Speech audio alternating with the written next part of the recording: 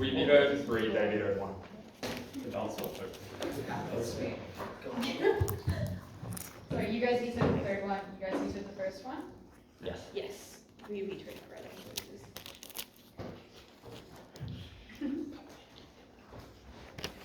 Ready?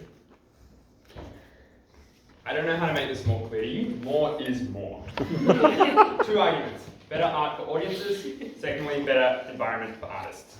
Firstly, some setup. What does maximalism look like? Firstly, it looks like the inclusion of more content in art, more objects, more characters, more colors, faster pacing, more techniques. Those are sorts of things that maximalist art tend to have more of. Secondly, it looks like more explicit messages, more involvement of the author in shaping people's understanding of their work. Thirdly, it means, I think, more art per artist. That is to say, there is an incentive to produce more art to maximize your efforts as an artist and the amount of art that you're pushing out. Minimalist artists also try to perfect a few small works and get those to be really good. Finally, I think it includes an attitude among artists that they don't have to constrain themselves, that they can put out everything that's part of their creative process and maximize the amount of art that they're putting out. What actually does it look like in examples across different media? It looks like everything, everywhere, all at once. It's a good example of movies, books, Thomas Pynchon, Crying of Lot 49, Picasso's in paintings, Gothic architecture, the Sagrada Familia, all this sort of stuff is art that has lots of stuff going on. It's art that lots of people can see lots of things that they like in it. What does minimalism look like? Well, not this. It looks like abstract art, for example, like paintings of squares. It looks like simple shapes and colors in architecture. It looks like obscure messages that people have to have their own interpretation to understand, and it looks like a lot of use of space as opposed to objects. I would note, obviously, a bit of both exists on either side of the house. No side should be able to claim that theirs is more exclusive than the others. It's just about which we prefer. Let's talk about why you get better art for audiences. The first reason this is true is because we think more people see it and more people like it when it is maximalist. Firstly, because each piece of artwork has more stuff in it, which is more likely to resonate with different people. Because audiences have different lived experiences, different attitudes and opinions about the world, they're more likely to find different things in the art that resonates with them. So while an abstract piece of art might potentially have, your own interpretation which you could put onto it, you can just see directly something that you might resonate with in a maximalist art. Secondly, more art is produced because artists in a maximalist environment have an incentive to maximize the amount of art they put out. So there's a higher chance that you see art that you like. And thirdly, we just think it's aesthetically nicer, so audiences are more likely to enjoy it and buy it and view it. That is because there are colors and action and fast pacing, which for the median person is more entertaining, is more likely to get them invested in that artwork. Yes, highbrow artists might gain more from the deep internal reflection process of a piece of abstract art. We argue that's not going to be true, but for most people, it just means they're more likely to like that art. People, like the common person, hates modern art when it's super minimalist. They think it's not proper art. They don't think it's got the same aesthetic value as maximalist art like in the Renaissance does. Second reason why it's better for the content and the quality of art is we think there is more diversity in art, both in terms of the themes presented in that art, but also in things like the characters in movies and the different story arcs and the representation of minority groups in societies. And this is particularly important for minority groups, particularly if, in times when minority groups were emerging into positions of being able to be seen in art, it was much easier to include a minority as one character in a large story with lots of characters, rather than being the focus of a minimalist work where they're the only character. So that means you're more likely to get earlier representation, you're going to get benefits to groups across society. But this isn't just like a social justice benefit, this is also a benefit in terms of the diversity of themes and stuff that everyone can look at. We think it's beneficial for lots of people to be able to interpret it lots of different ways. The third thing I would note is we think there are more possible interpretations and more possible messages. Obviously, negative team is going to claim, well, abstract art is more open to interpretation, you let the mind do the thinking. But there are less things to interpret, right? You can build an existing message on an existing message on our side of the house. So just because the author has put out one version of what the story should mean, doesn't mean you can't then build on that and then decide what you think of their message, which also provides that process. But also just note, most people aren't good at self-reflection and engaging with art on a deep level, right? So it's better that they have something to work with and gain that skill over time, rather than being thrown in the deep end, looking at a piece of IKEA furniture and being like, oh, what does that mean? Fourth, we think minimalism is more prescriptive in a harmful way. This is because minimalism is defined by the need to leave out certain things. And we think the elements most likely to be left out are the ones that the majority groups in society think are not important. Why doesn't this happen on the comparative? Because the comparative doesn't impose a limit as much on what you can include in that art. Because firstly, it is antithetical to the idea of maximalism, that you should include everything that you think of. But also because there is an innovation incentive, which I'll talk about now, which is our fifth benefit. You get more innovation in art on a maximalist world. That's because there is a greater incentive to push the boundaries of what you can see. And even if there wasn't a greater incentive, there's more capacity, because you're just more likely to put different things in your art that other artists are likely to look at and improve upon, which means when artists build across each other, you get more innovative art, you get better art, you get art that pushes the boundaries further. Let's talk about why you get a better environment for artists. Firstly, because minimalism feels constraining to artists. Maximalism naturally lends itself to the sorts of people that tend to be artists.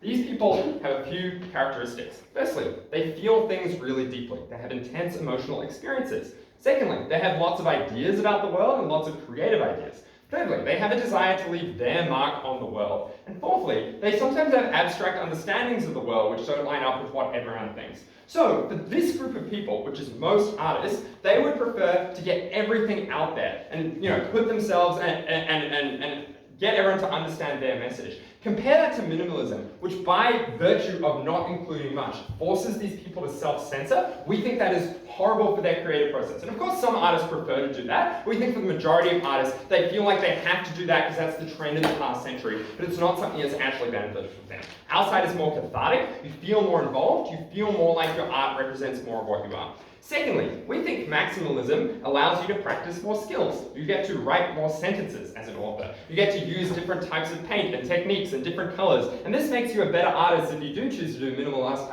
art later, because you have the experience of different things. It also makes you a better artist if you want to do maximalist stuff. Win-win. Thirdly, you produce more stuff for the reason that we explained. And this isn't just like, the reason that you want to make money. It's just the reason that you will feel valued from the community as an artist if you produce lots of work. That's something that's valued in a maximist environment. Importantly, that means you've got more work to sell, so you're more likely to get a livelihood, but also for the reasons I explained in my previous point, there's more likely to be demand for art as well, which explains why you're more likely to be able to make a career out of it. So, both for professional artists who are more able to make a whole career out of art, and for amateur artists who are now able to do art on the side, who haven't perfected a minimalist style, they're now able to put out whatever art they want, more likely to get engagement, more likely to get a living. Fourthly, we think the attitude of maximalism is encouraging. Artists already have internal anxieties that their work isn't good enough, that they're not achieving their potential. And that means they already have an incentive to produce good art on either side of the house. But in a minimalist world, they feel lots of pressure not to put anything out there that isn't perfect. And so perfectionism takes over and stops artists from doing the stuff that is actually going to develop their skills or actually going to make them better in the long term.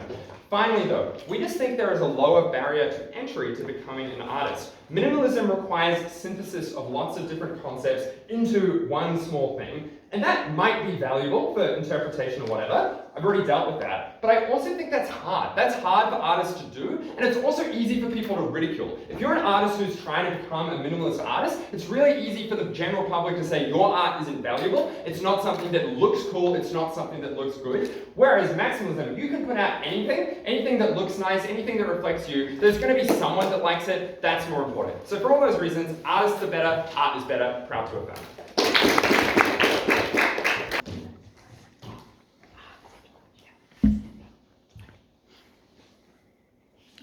I'm going to have a sip of water. Sorry for the attention builder that's breaking it.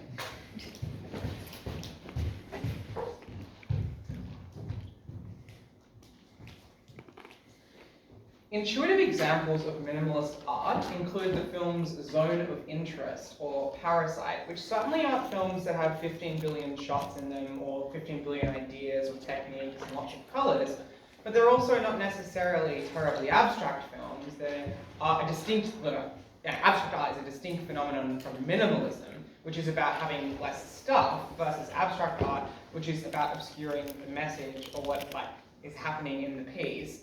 Abstract art, we would observe, is often very maximalist. See, for instance, the art of Jackson Pollock. We're not going to forward the idea in this debate that masturbatory art is valuable, as I guess they preempted that we would. I despise Wes Anderson. In fact, our claim is precisely the opposite. 3 claims from the negative team. First, Minimalism makes for more politically potent art. Second, minimalism makes for increased access to art in terms of both production and engagement. And thirdly, it is simply aesthetically better art. Let's start with politics, and I am aware this vibes as a Philistinic argument, but I would suggest, by way of weighing, that it is a very important thing, and you should actually consider it pretty moving.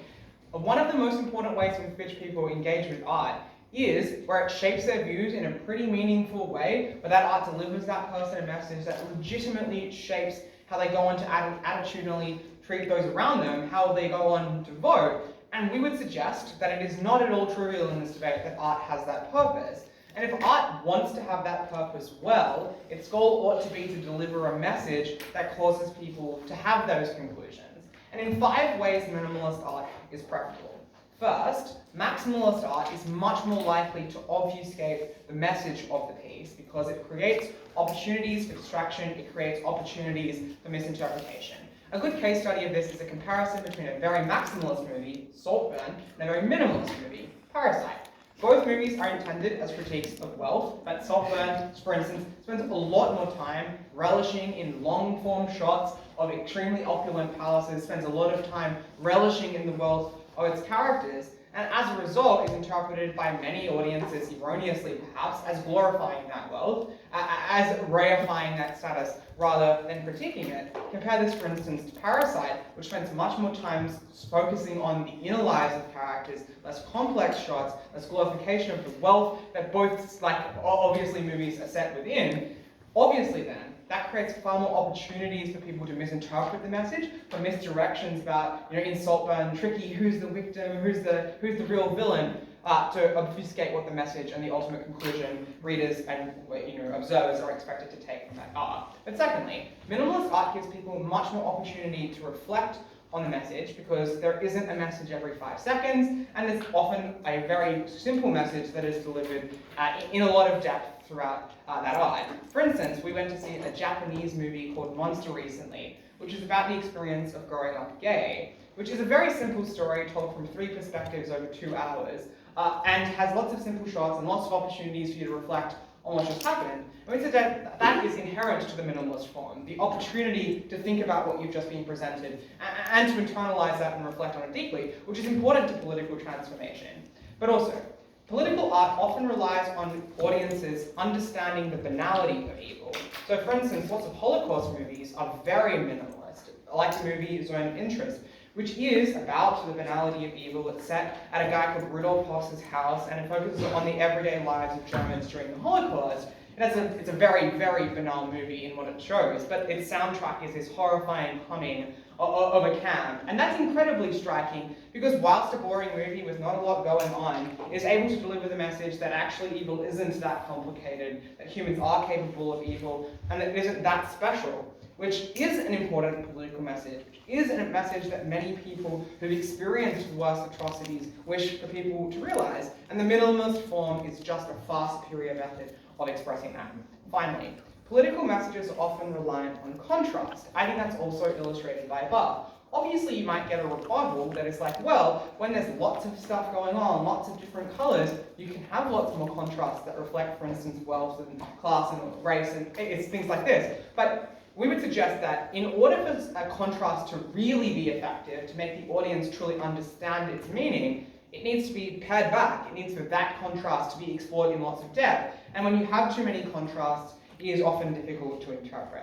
Finally, and this is quite Philistinic, oftentimes movies that are maximalist are incredibly long. So for instance, Oppenheimer, the final third of that movie, which is a distinct political message which happens in the 3rd hour, is incredibly underrated. It's critiqued quite a lot, and many people say they got pretty bored. But I'd suggest that political message was pretty important, and perhaps should have been its own minimalist film rather than tacked on to the end of a maximalist one, which does probably affect the way audiences engage with art. Second then, access to art. First on engagement. In the fashion world, and I suggest this is probably also a debate about the way people consume art. So it's about the way that people buy art that they put in their own house, or buy clothes, which is in many people's minds a way of expressing their artistic preferences. We would suggest that maximalism indexes pretty hard on having the money to buy something opulent, which is very exclusive in many instances, and it makes engaging with art seemed like, in a maximalist world, one in which you have to have lots of stuff in order to be seen as artistic, which is regrettable, but it's also environmentally disastrously wasteful. But I'd also suggest it's aesthetically bad. For instance, some of the most interesting drag race stories come from the earlier seasons when they were forced to create, out of one simple fabric, a really interesting piece of fashion, rather than in the world now where they pay $10,000 to get their runway pieces. And we would suggest that engagement with art is meaningfully worse, but we would suggest often it's overwhelming in a way that makes people overloaded and not likely to engage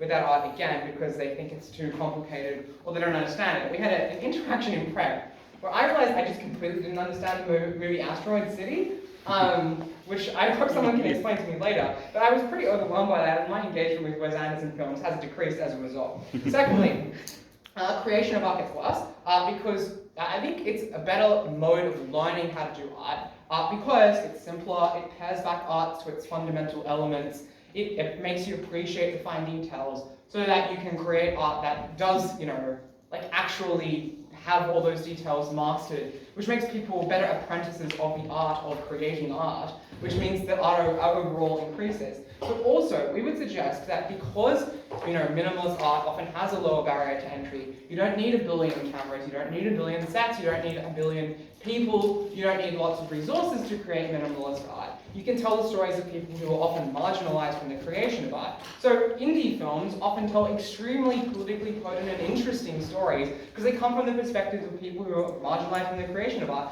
And by necessity, those art forms are usually minimalist because they just don't have the resources to do maximalism in many cases, which we would suggest is awesome. Finally, on the quality of art. First on form, we would suggest that the minimalist form is one where you can evaluate your own art much better and curate it in a way that is more faithful, because you're able to look at each individual component and reflect on whether it truly needs to be there, whereas maximalism's message to you is, and the first Affirmative message to you is, just keep it in, it all looks great, which makes shit art because people don't actually think about what their art is doing. But secondly, it makes you reflect more on the message of the art you're creating, rather than doing all your ideas. Sometimes it's just not good to put all your ideas on the page. Sometimes you should try and get one through clearly. But finally, it's caught up in metafiction and self-reference, which often goes over people's head. That is why, fuck Wes Anderson.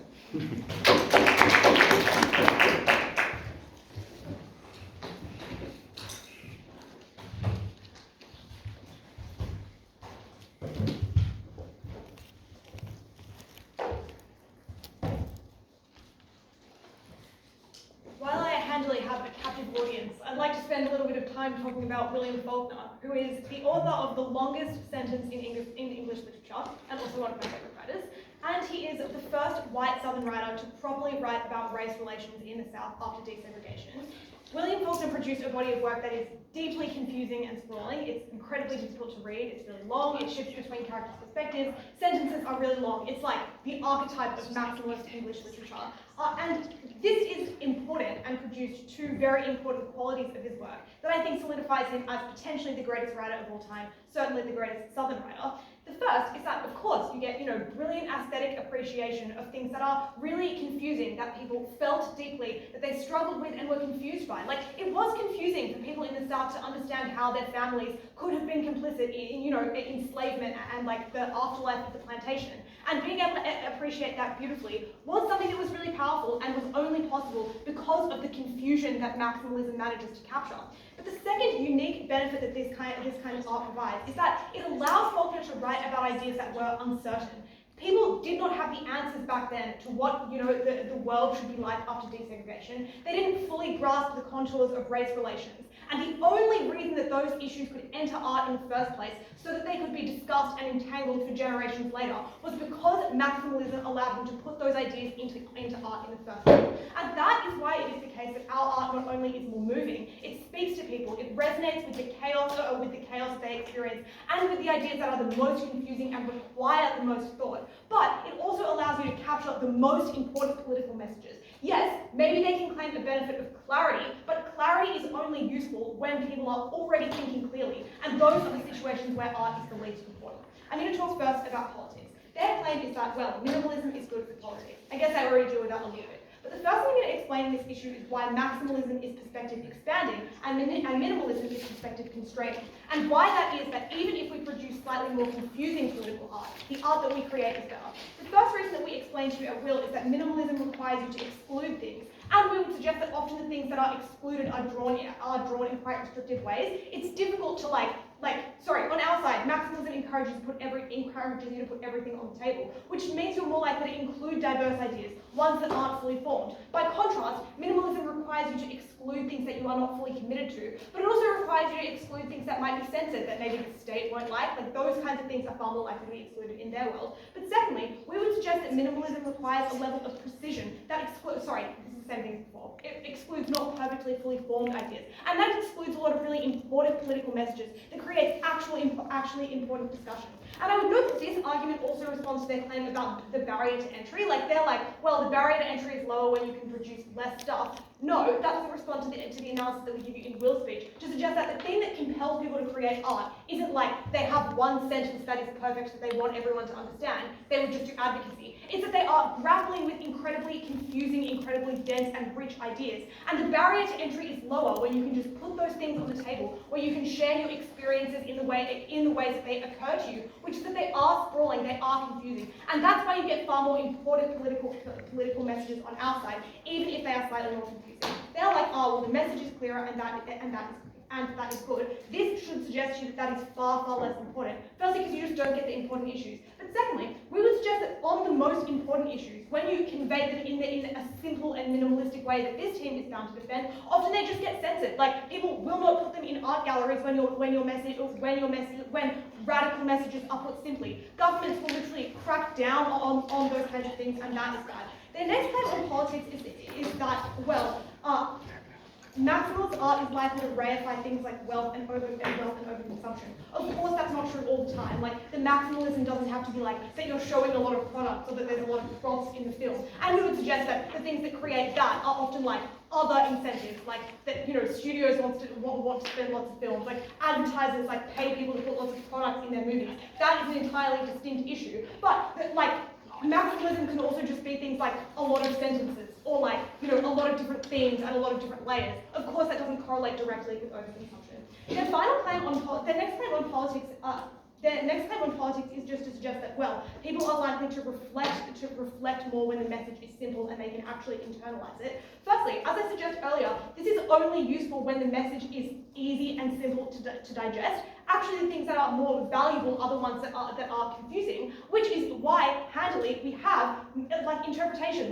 We have English departments and film departments that unpick these things and explain them to people. We have book reviews and stuff which explain maximalist art to people, and that is what allows them to reflect. And I guess the reflection that they're describing is private self-reflection. But I'd actually suggest that that's less, you get that less with minimalist art, for the reason that maximalist art confounds your senses. Maximalist art taps into, as we've explained, the naturally messy and confusing ways that people experience the most important political issues. Which means, yes, it's possible to depict these things in different ways, and I guess that's why this debate is confusing. If you're a good artist, you'll make a good film, whether it's stills or whether it's crazy. But I think on net, you're more likely to depict important political issues when you're able to put uncertainty into your art, and there is far, far less uncertainty in minimalist art. That's why the political messages we get are better and they are more galvanizing. I'm going to turn now to aesthetics. Their claim is, maximalism produces ugly art, people don't reflect properly on what they're putting into their art. I've already explained why that's a benefit politically, and this team does the weighing to explain why that's particularly important. But I'm just going to mount an aesthetic defense of maximalism and explain why people like it and why you guys should too. The first is that I just reject, it's just totally untrue that minimalist art is, is less ugly than maximalist art. Yes, they can point to shit maximalist movies, fuck Saltburn, sure, but everything everywhere all at once is beautiful. It is beautiful. The Crying of Lot 49 is beautiful. Austen's writing is beautiful and arguably maximalist. Of course, there are examples of this being beautiful. This speaks more to the skill of the individual artist rather than the form itself. But secondly, rather than the form itself. And the reason you know that's true is that of course artists have they either have skill or they don't, and they of course have a desire to depict things that people will enjoy. They have an incentive, of course, to make it beautiful. I've done enough. You get what I mean. The final thing that I want to note about aesthetics, though, is just that maximalism resonates more with the aesthetics that people find meaningful and moving, and that's particularly important. That is because life is messy and confusing. The things that people experience confound their senses all the time, you know, and I think people care more about that than like objective and clarified beauty, and that is for a couple of reasons. The first is just that, like, think about all of the things you see every day. Think about all of the things you hear. Think about all of the ways in which life is really confusing. Seeing that, it's far easier to see that reflected in maximalist art, which means people enjoy that art more because it feels to them like the world they are experiencing, and that's why people like art, because they feel emotional comfort when they see their own experiences reflected in art. But the second reason I would suggest that people enjoy maximalist art more is just that there are so many other things in life that try to make you constrained. You know, you have limited time, you have limited money. All of those things are constraining, but maximalist art allows you to appreciate a lot of things all at once. It's the one place where people often feel free, where their lives otherwise are limited. For all of those reasons, this art is beautiful. It captures things that are important, and even if it does so less cleanly or less simply, that is not a harm. That is the exact reason it is valuable.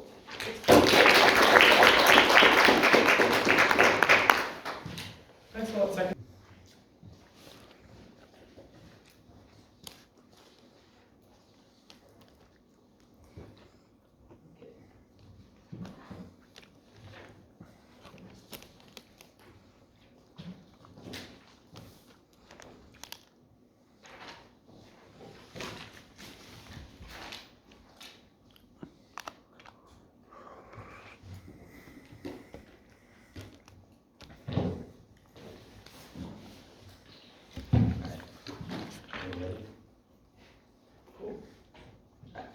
Believe it or not, each and every one of us are artists. I'm going to start by paying out some compliments to our opposition.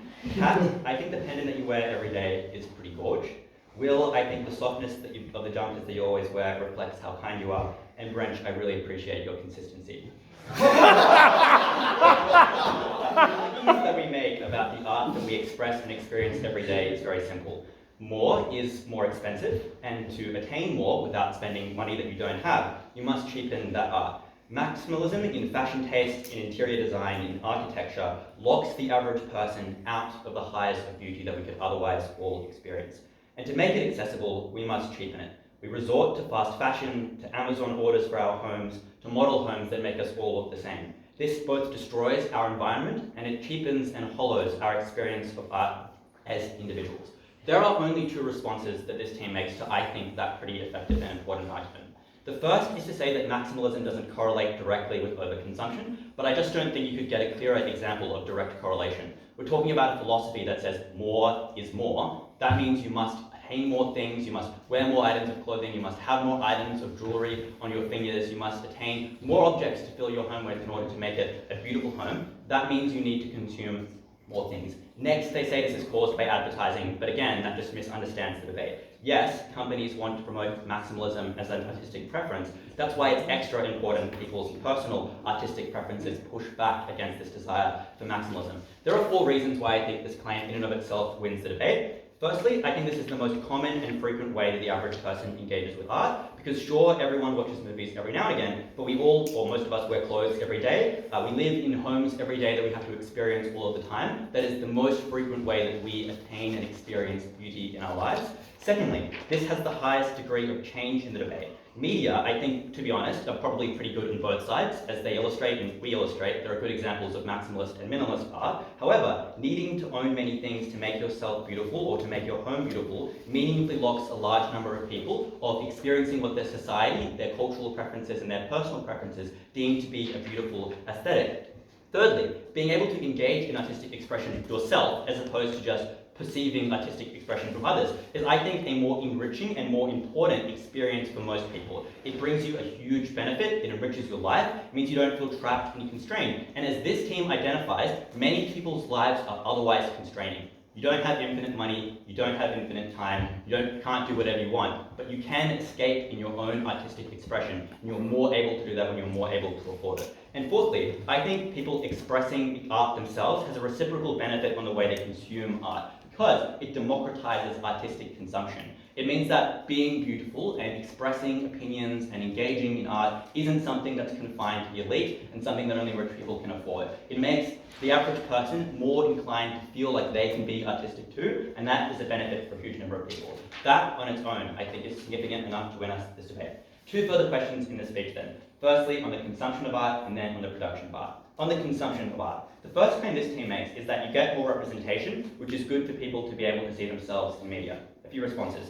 Firstly, I think this, obviously, as I think they can see, but I think we proved pretty well. If these are just side characters, it's clearly not nearly as useful as the nuance and richness you can get if you are properly engaging with the way that that representation occurs, which means, I think, in many instances, the type of representation that they get is a cop-out for what would otherwise be a more meaningful form of representation. The reason why you get representation on both sides to some extent is pretty clear. That is that there is endogenous demand from those sets of people to consume art, but also from the broader population to understand other people's experiences and to see new, diverse art, often including representation or including new and different stories, is a useful way for artists to differentiate themselves from other artists, which means if it occurs on both sides, we prefer the better form of that representation.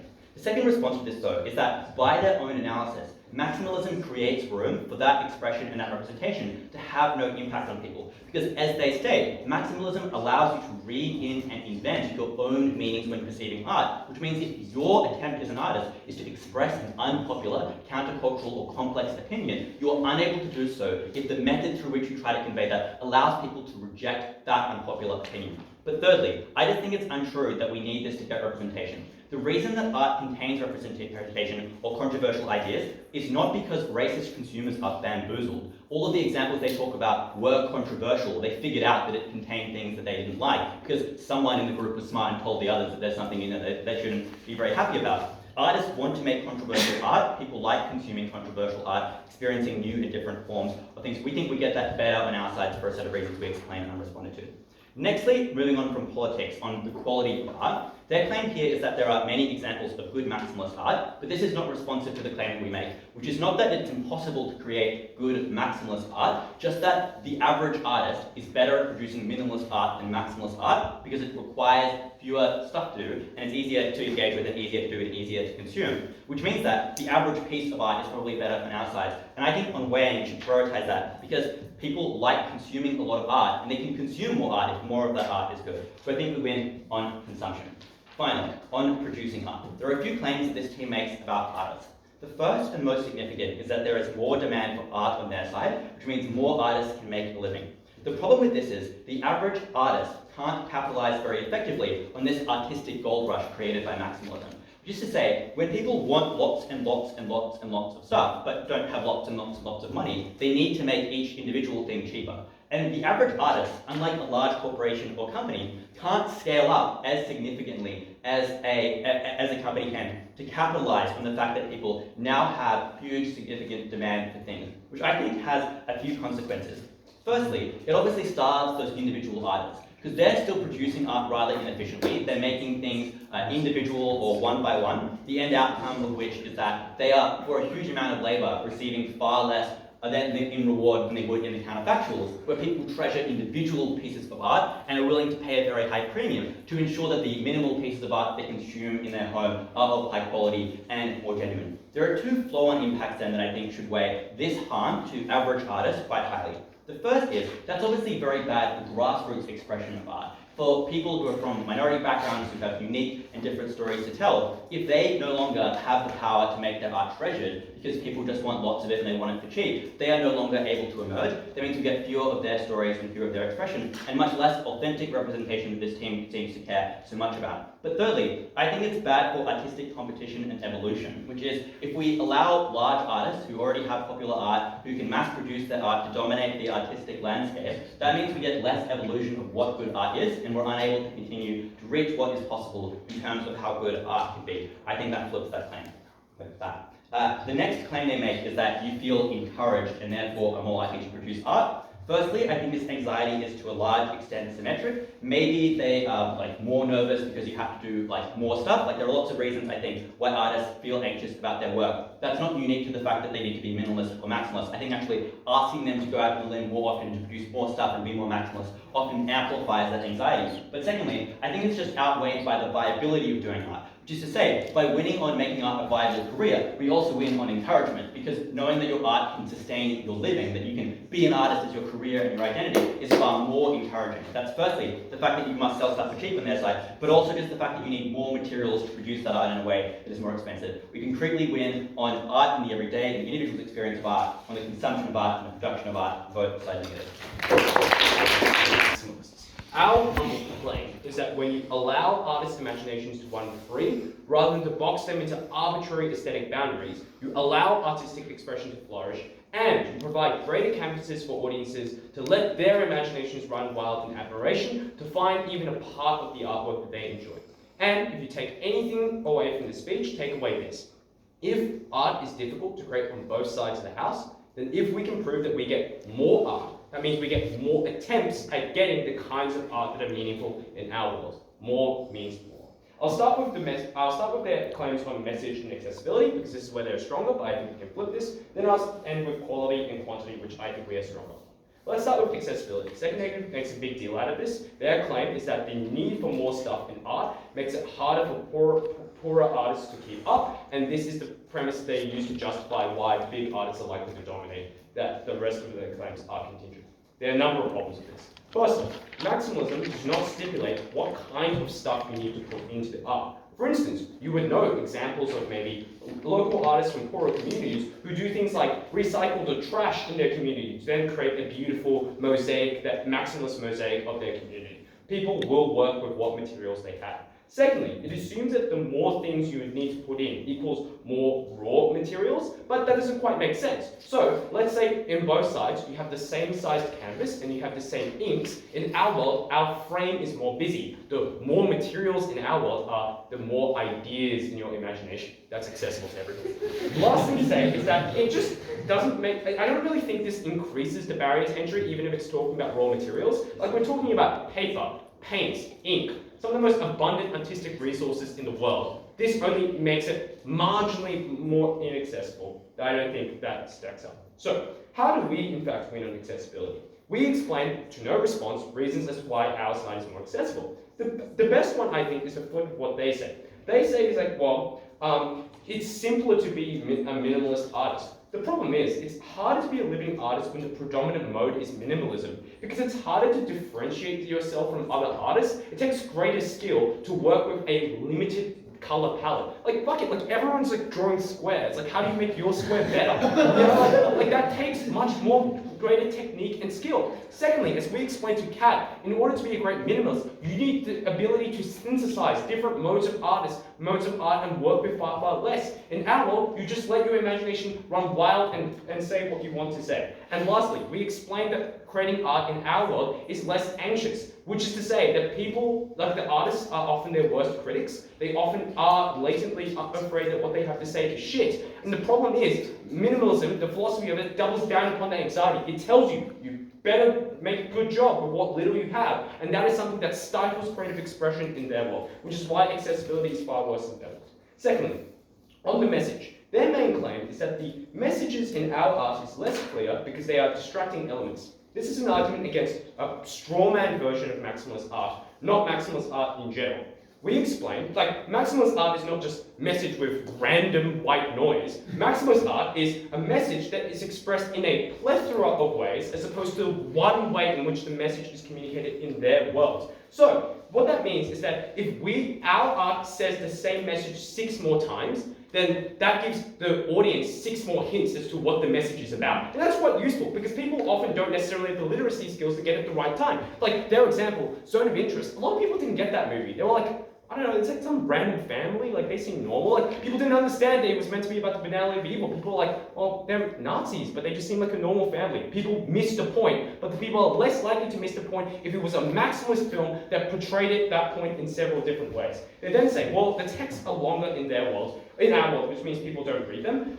First, the point of maximalism is that it can be enjoyed partially, which is to say it's a huge painting, but you can enjoy and appreciate different corners of that painting. Secondly, you can skip through Oppenheimer and you can skip through the boring scene. So I don't know if that really is quite important. Like, yeah, that's how it works. Then the next problem with their case is that it assumes that the messages they want to portray are simple enough to be expressed minimally. So, for example, a lot of their claims are like, well, like a lot of Holocaust films are minimalist, but like arguably the most critically revered Holocaust film is Shoah, which is a 3-hour documentary. And the reason why it's the most revered documentary is because it's the only kind of piece of film that is able to capture the enormity of the Holocaust, capture its vast atrocities to that unimaginable scale. The problem is, they are trying to capture a big subject with a very, very small lens. And often the interpretation that people gain away from that is distorted by how small that lens is. For example, Schindler's List, probably the most popular Holocaust film, is often quite problematic because it just tells the one story of a guy who used to be a Nazi. And people can take away very problematic interpretations of that. Like, oh, maybe like Oskar Schindler, he used to be a Nazi, he wasn't that bad of a guy. Maybe that means that other Nazis were far more redeemable. Those kinds of problematic narratives are more likely to happen when you work with a far more limited palette, and therefore you limit people's interpretations. So,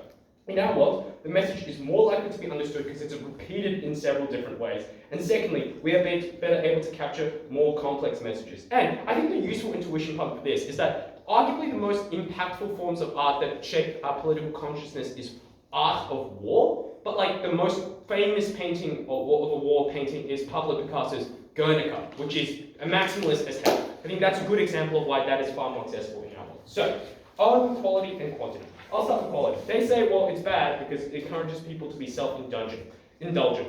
Our claim is that we would rather artists be self-indulgent than self-restricting. And that's for two reasons. The first thing to say is that artists, as we explained, artists already suffer from a degree of anxiety. And like they say, like, well, now it means that you can just create schlock. Obviously not. Like there's still market incentives to kind of create good art. People still rely upon their reputation, things like that. So all of that is symmetric. But the crucial thing is that artists already don't want to create like a lot of art. They're anxious that what they have to say is bad. They don't want to show it to people, and they don't want to sink a lot of time into art that might not pay off. That is a narrative that is doubled down upon by a philosophy of minimalism that suggests that you have to spend a lot of time thinking about what to cut out and things like that, which means that people are less likely to create art in the first place. But secondly, on quantity, I think if we can prove to you, which we have, that there's more quantity of art, that feeds into quality in about two ways. Firstly, because people still can like part of an artwork, even if other parts don't suit your fancy. So you can stand in a different corner and appreciate a different corner of the painting, or you can just appreciate one chapter of Thomas Pynchon's Gravity Rainbow, as even if the other chapters weren't necessarily great. The problem is,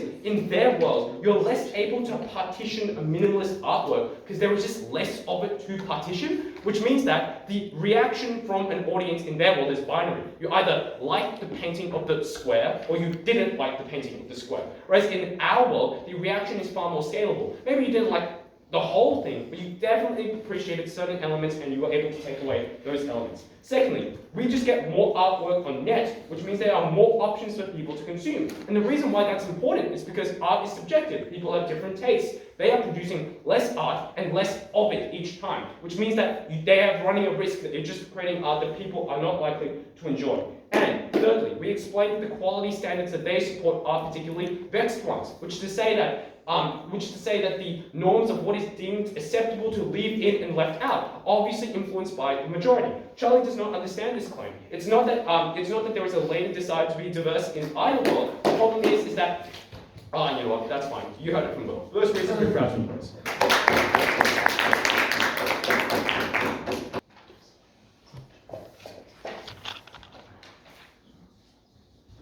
When John Galliano showed his first collection in Paris, he couldn't afford more than a roll of black silk because he was kind of clever, but no one wanted to finance him. And that collection, the black silk collection, focused on shape, on texture, on the two sides of silk, one is rough, one is soft, on the fineness of the bias cut, and it brought the house down. He got offered the creative directorship of Givenchy soon after. Affirmative's mistake in this debate is of assuming that constraint and restraint limits imagination. No, it often facilitates and fine-tunes it. Two parts of this speech. Firstly, on access, and then secondly, on skill and virtue.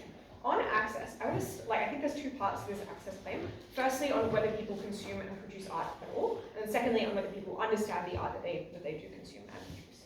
Firstly, on consumption at all, which is where I think negative handily is ahead in this debate. Our claim is that maximalism as a way of assessing art and as a way of choosing which art we value, choosing which art we praise, perpetuates inequality in two important ways. Firstly, on the production side, I think it is good that we see the value of in constraint, because the people who are most likely to be constrained in the way that they see art are the people who are relatively marginalized from artistic spaces, are the people who are kind of doing what they can with what they have. It's things like theatre productions that don't have a lot of budget to be spending on costuming, and therefore have to focus on fine artistic choices just in the way that they stage their play. It's things like indie films that we tell you down the bench often have trade-offs in terms of how much they can spend on cinematography and on sets and so on, and have to make very considered decisions about how they frame those films, and have, they can't jump the shark, I suppose. But secondly, we tell you it is about consumption as well. That is to say that the promotion and glorification of maximalism, the idea that more is more, tells people that they need more to express taste, that having more is something that reflects well on their aesthetic preferences, and that reflects the fact that they are a thinking person, a person who consumes things that are nice. And the problem of both those things is firstly, that not everyone can access it, but secondly, I think it's just quite wasteful. I think it's bad to tell people that the way to be stylish is just to own a million clothes, to have a massive fuck-off walk-in wardrobe, and so on. I think the responses we get from this affirmative team are just mitigatory. They're like, well, paper and paint and ink is not that expensive. Sure, but I mean, if you want to talk about movies, then I guess making a movie is very expensive, so this I think is just mitigation. But this is also about what is valued, what people think is good, which is why their responses to our stuff about, about people buying a bunch of clothes are insufficient. Because they're like, well, people want to do this on the side, there's advertising, blah, blah, blah. But the point is, in a maximalist culture, the advertising hinges on making you want to buy things, on making you think that having things and displaying things is the route to status, is the route to being considered beautiful. In a minimalist culture, it is often the details that people care about, it's often the consideration and the curation, which I think is preferable for all the reasons we give you at Charlie to insufficient response. Let's then talk about understanding, assuming that the access to art is symmetrical, how people interpret it, and whether they can understand its message. The first observation I would make is that affirmative just can't decide how confusing they want art to be in this debate. At first affirmative, and I think at third affirmative as well, they kind of shit on abstraction, and they're like, it's really, really bad when people are confused by art, and if people look at a Rothko and they're like, why is it just a color? That's the end of the world. But then at second affirmative, they try to claim capturing chaos as a benefit, and they suggest that people appreciating complexity is good. I think what you should observe from this tension is just that complexity probably exists in both types of art. Like both minimalist art and maximalism art can be nuanced, can leave things unsaid, can be confusing. They can both confound the senses. I suspect staring for a long time at a Rothko painting does confound the senses, even though it is really just two colors. So I don't think that really either team is necessarily going to be far ahead on how well people understand art. Like it probably depends to an extent. But I think where negative pulls ahead here is on the average case, because our claim is that perhaps it is true that particular generational talents can render complexity in a way that is appreciable, that lets people understand the importance of complexity and leaving things nuanced and blah, blah, blah. But the average artist, even quite a good one, I think, does benefit from trying to resolve ideas in their own mind before art making.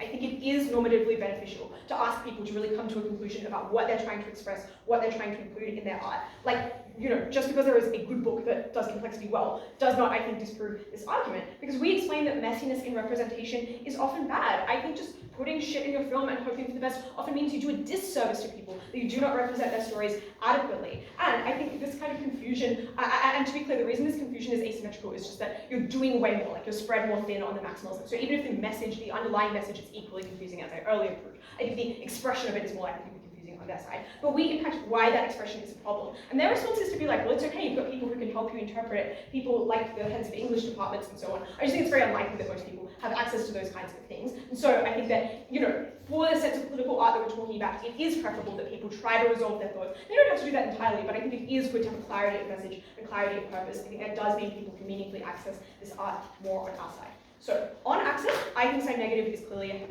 We prove, firstly, that people can make and consume more art that is valued on our side of the house. We prove that people consume art in a way that is more sufficient and makes them feel less insufficient, or less like they have to have lots of stuff. And we prove that on balance they can probably understand it better, or at least in the kind of dominant case.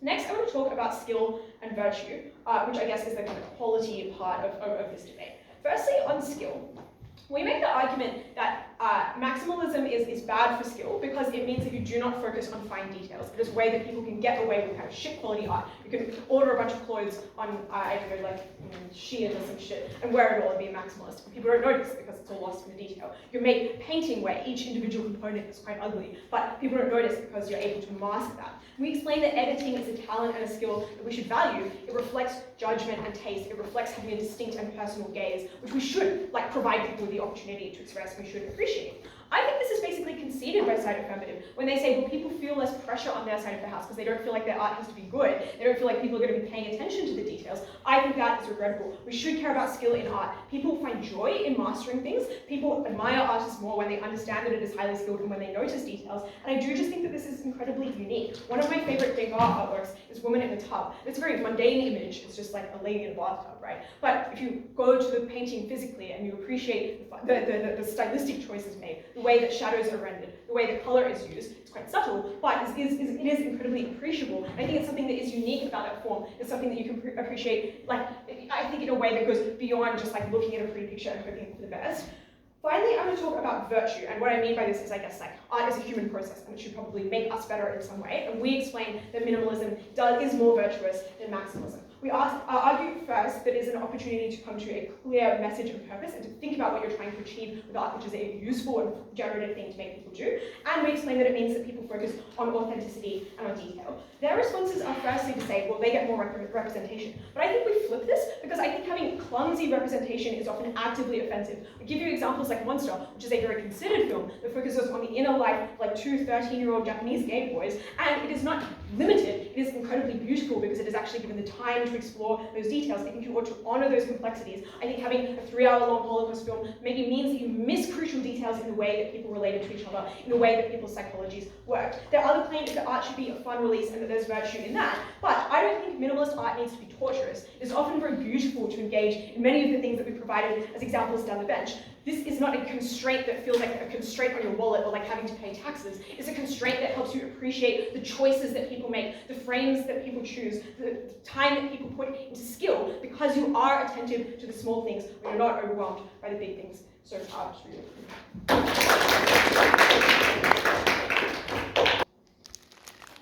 Replies are, in one way or another, the most minimalist mode of debating. They pare back a 48-minute debate with bare essentials, often failing to fully render the complexities. At their best, though, they are far and away my favourite speeches to watch and to give. Debaters are often messy, and finding clarity amongst the muck is an aesthetic pleasure and a skill that is second to none. Replies reimagine debates as simple, and as a result are a joy to create. You can't say all that you might want to say about the debate, and you need to decide what you'd most like people to believe about your speech when it's ended. As a result, they're profoundly generative.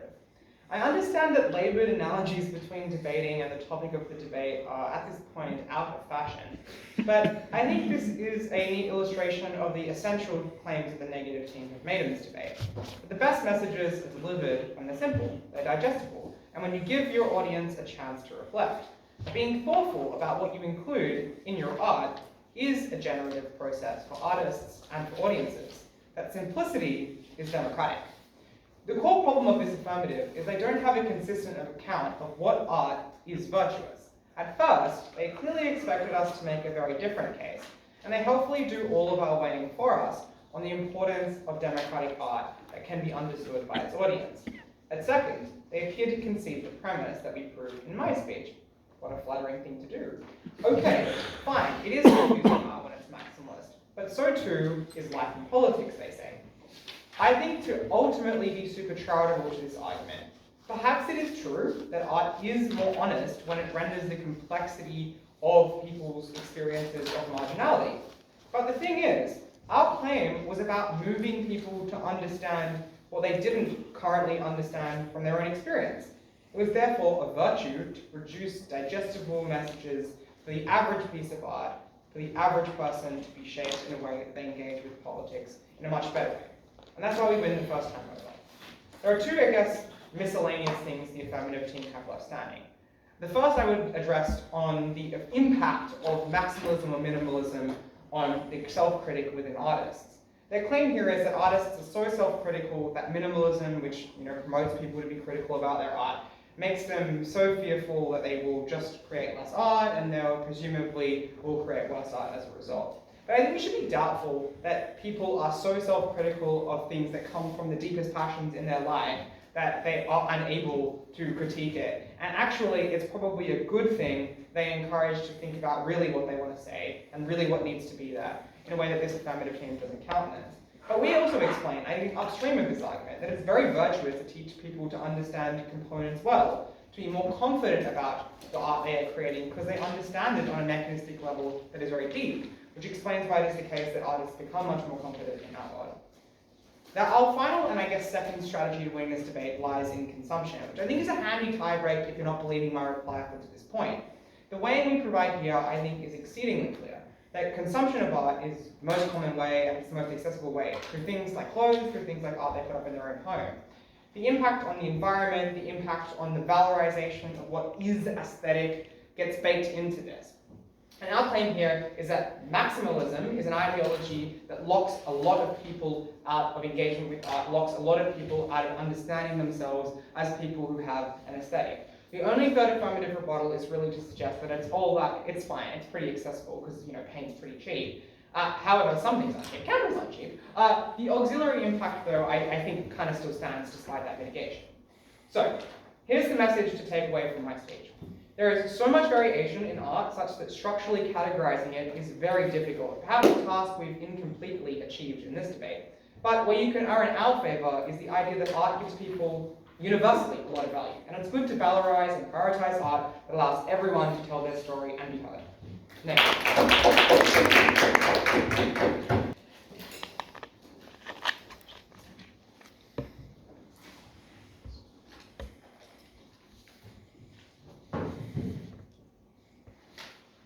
Viewers can't extract any meaning from a reply without watching the debate. The debate is maximalist, the reply is the reflection that we enable. I will first talk about overconsumption and inequality, then about the quality of art created and consumed, and then about artists. On overconsumption and inequality, I'm starting here because it's next key win condition. You should not give them the win based on that. 4 reasons why you should not. Firstly, overconsumption and inequality are due to external reasons that are not due to whether minimalism or maximalism is prioritized. And Kat explains how advertising and corporations are often the driving force behind that. If you were going to give this debate to neg due to fast fashion, ask yourself how directly this impact is correlated with emotion, as opposed to other commercial influences and cost of living influences as well. Secondly, we explain that maximalism doesn't necessarily correlate to wealth, particularly due to other social forces that exist. It's often about maximalism of ideas nowadays rather than maximalism of objects. Thirdly, we explain that the monetary value of art doesn't come from material costs. That's why bananas can sell for millions. That's because the value of art is what we put on it. And that explains even maximalist art can be cheap for people to consume, doesn't lock people out. But finally, of course, we increase consumption. That was our benefit, right? More people being able to access that art is a good thing. I don't think it's fair for this team to say, well, all that art is bad. It's bad for people to have this art in their homes on everyday life. Maybe it's not the most highbrow art that this negative team would want to consume, but it does give people meaning. It is valuable. We prefer that they consume more art there rather than minimalist art that doesn't make them happy. Let's talk about the quality of art consumed and consumer happiness. I think there are 2 key claims that we deal with. The first is a third negative to explain that complexity is symmetric. But this, of course, is in tension with the first negative that explains why it's important to have a simple message, important to have space to reflect.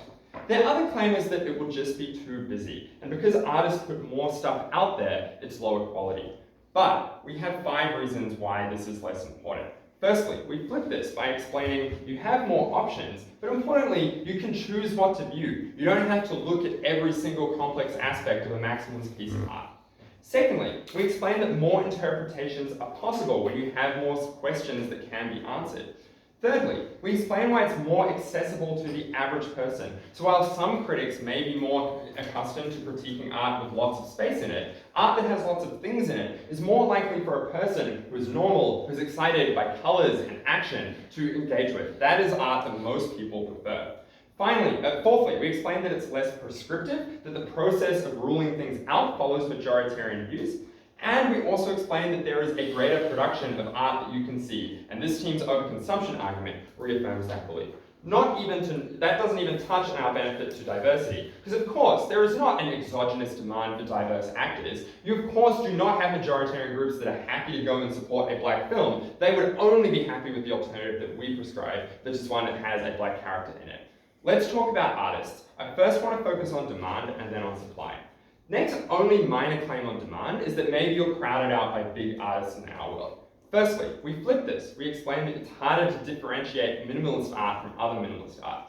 Secondly, we explain why you have more consumers who would want to buy your art. But thirdly, they explain why you have more consumption. I think that explains why you get more demand. On supply, negative team basically says artists are better off on their world because it's easier to make a simple thing than a more complex thing. But they misunderstand the complexity of our case, and we flip this in 3 ways. We first explain that it's harder to synthesize ideas than to just put ideas out there, which means there's a higher barrier to entry on their side. Secondly, we explain it's harder to find people who like that art who will consume it. But finally, we just explain it is emotionally taxing for the people who tend to become artists to have to constrict themselves into a minimalist world. For the people that matter, for the art that mattered, for the art that was most important, it was important that we got as much of it out there as possible. That was how people achieved the benefits of viewing it.